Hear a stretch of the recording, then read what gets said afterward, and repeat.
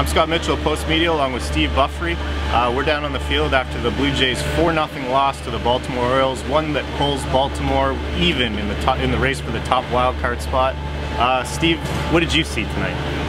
I don't know, Scott, there's something, this offense looks anemic, and they just, I hate to say this, but Baltimore looked hungrier than the Jays. I know baseball's a different sport. You don't win on raw emotion like you often do in other sports, but this team almost looked lethargic the last couple of nights. So, and the Blue Jays, Scott, have the toughest assignment the last 3 days of the schedule going into Boston. So, they're up against it now, and I'm beginning to wonder if they have the fortitude to hang on for a wild card spot.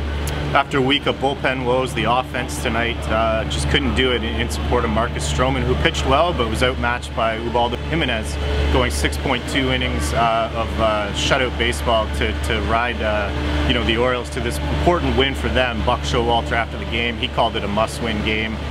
They got it, and it's it's even going into Boston in the final 3 games of the series. Yeah, the only thing I can say, Scott, is that and John Gibbons, the Jays manager, has been saying this all year after a bit of a scoring a slump. This team, one thing about the Jays, they can't break out in a huge way at any time, and I'm figuring maybe they are due for a couple of games where they score 8-9 runs, and at Fenway Park that can happen. And the other question is, what are the Red Sox going to like in Boston? Are they going to take their foot off the pedal at all because they've already wrapped up the AL East?